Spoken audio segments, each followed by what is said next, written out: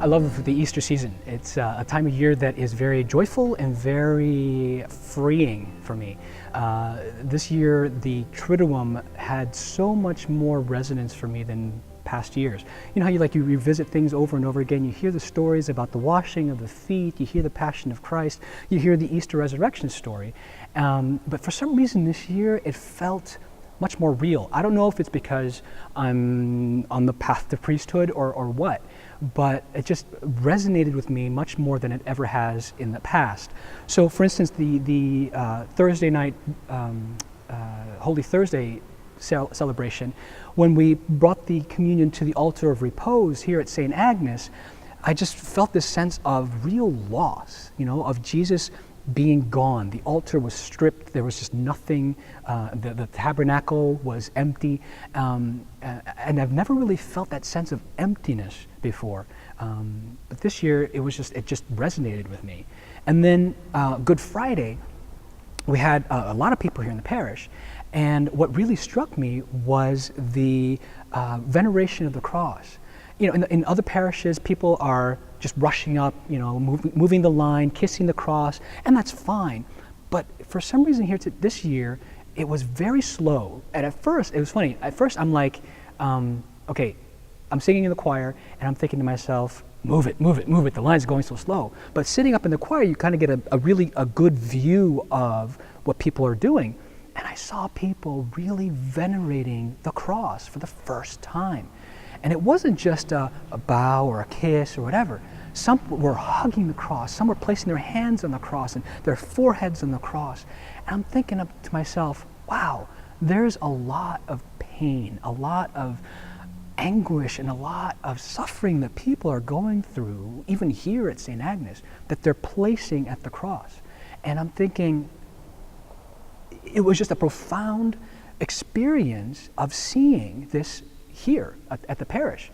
And then Holy Saturday was this most joyful celebration that I've ever been to, mainly because one of the candidates for baptism was so excited. She was jumping out of her skin to the point where it's like, okay, calm down. It's just baptism. But for her, it was like, oh my gosh, I'm receiving 3 sacraments here today: baptism, confirmation, and my first communion. And I'm like, my gosh, if all Christians felt that way about the sacraments, this church would be transformed, you know?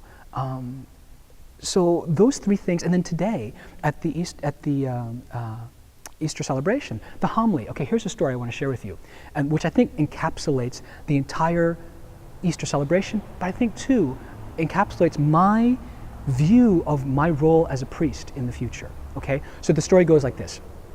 There is a guy who falls into a deep, dark hole somehow, right? And he's yelling and yelling and yelling. Finally, a doctor comes walking by, hears his yelling, writes a prescription, and drops it in the hole. And the guy in the hole is like, what good is this? So he just kind of sits there and just yells and yells and yells. Finally, a priest comes walking by and says, the guy's down there yelling and yelling, and the priest takes out a piece of paper and writes a prayer and drops that in the hole. And the guy once again is like, what? Thanks, but what is this all about? How is this going to help me? Finally, another person just comes walking by and jumps into the hole. And so the guy in the hole is like, oh, well, that's great. Now we're both stuck in here. What good is this for me? And the person that jumped in was like, I've been in this hole before. I know the way out. And so the message was that that's Jesus. Jesus jumps in our hole, in the darkness of our lives, and helps us through those darkness, because he's been there. He's experienced what we have experienced. He's experienced suffering. He's experienced pain. He's experienced anguish, right?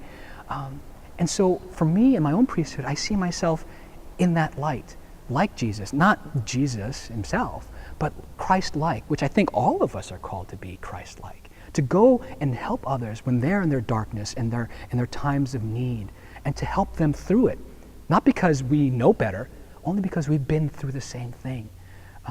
So even my previous blogs of my being tired and being just exasperated with school and feeling like I'm not enough and all my human limitations, I feel like the grace in all of that is that I can then unite my own limitations with other people's limitations and help them realize that it's okay. I can walk with them on their journey to freedom and resurrection, which is what Easter Sunday and Easter is all about anyway, which is what Christ is all about. That sense of freedom from our sufferings, freedom from the darkness of our lives. So that's sort of my reflections on the Easter weekend. I hope that you have all had wonderful Easter celebrations as well. For those of you who may be discerning, I think I'll be talking a little bit about discernment in my next blog, and probably also talking about more about my vocation and what priesthood is all about for me. So in the meantime, happy Easter and God bless.